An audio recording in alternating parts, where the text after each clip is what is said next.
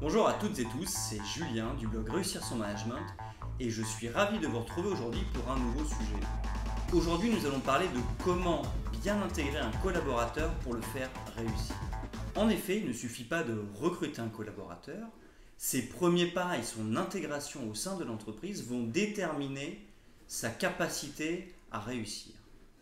Pour cela, voyons les 6 clés d'une bonne intégration d'un nouveau collaborateur, ainsi qu'un exemple bonus. Le premier point est de préparer sa venue. En effet, son téléphone professionnel, son ordinateur et son bureau doivent être prêts, ainsi que tout ce qui peut lui être utile, pour que le collaborateur se sente le bienvenu et puisse être opérationnel facilement et rapidement. De plus, le collaborateur se sentira exister et se sentira attendu. Cela montrera aussi notre professionnalisme et lui donnera tout de suite la mesure de nos exigences professionnelles.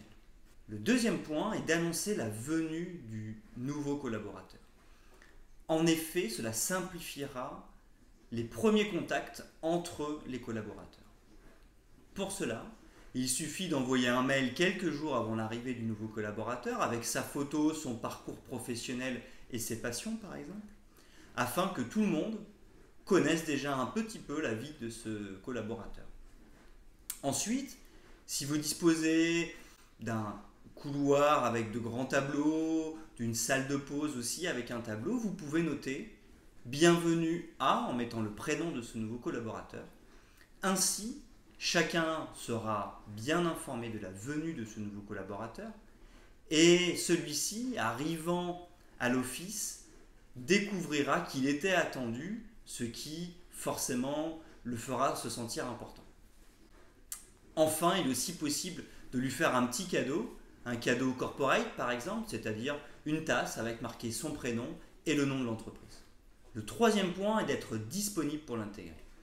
En effet, nous avons beaucoup de choses à lui dire concernant sa mission, l'entreprise, mais aussi beaucoup de choses à se dire pour apprendre à se connaître.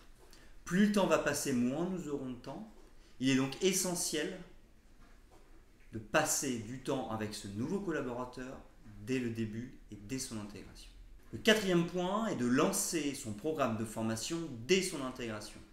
Il ne faut pas voir ça comme un coût, mais comme un investissement pour garantir la réussite et pour garantir le fait que le collaborateur ne parte pas avant la fin de sa période d'essai. Ces formations peuvent parler de la culture d'entreprise, ces formations peuvent parler des valeurs de l'entreprise, mais elles peuvent aussi être orientées vers les relations interpersonnelles, comme par exemple le protocole de communication non violente ou la gestion des conflits. Ces formations ne sont pas techniques, mais sont plutôt sur du savoir-être, ce qui garantira d'autant plus le succès du collaborateur lors de son intégration et développera aussi ses compétences. Le cinquième point est de lui donner la possibilité de s'intégrer auprès de ses collaborateurs. Pour cela, il va avoir besoin de temps et de passer plusieurs heures ou plusieurs jours avec chacun de ses collègues afin d'apprendre à mieux les connaître et d'apprendre aussi à connaître leur métier et leur travail au quotidien.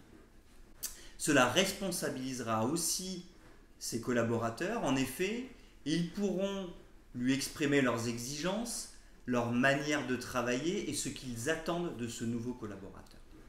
Ainsi, nous allons permettre de mieux intégrer ce nouveau collaborateur et d'augmenter les chances d'une bonne intégration. Le dernier point est de ne pas oublier de demander à ce nouveau collaborateur de faire un rapport d'étonnement. En effet, 6 ou 9 mois après son intégration, n'oublions pas de lui demander de nous faire un rapport sur les choses positives, mais aussi sur les axes de progrès ou les points qui l'ont surpris lors de son arrivée. Ceci nous permettra de connaître nos forces, mais aussi nos axes de progrès, et cela responsabilisera aussi notre collaborateur sur la préservation de nos forces, mais aussi sur son implication dans les axes de progrès.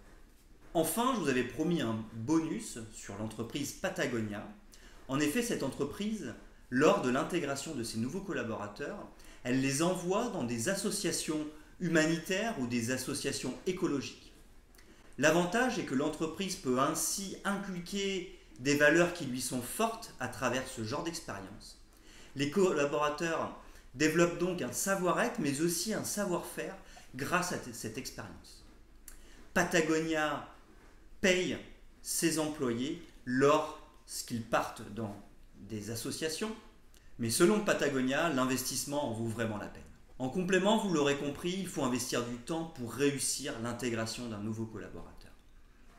Plus il sera bien intégré, plus il se sentira bien et sera efficace dans son travail à court, moyen et long terme. Je vous remercie de m'avoir écouté, j'espère que ce sujet vous a plu. Je vous mets le lien de mon article sous cette vidéo et je vous invite à me retrouver sur mon blog Réussir son management pour d'autres sujets.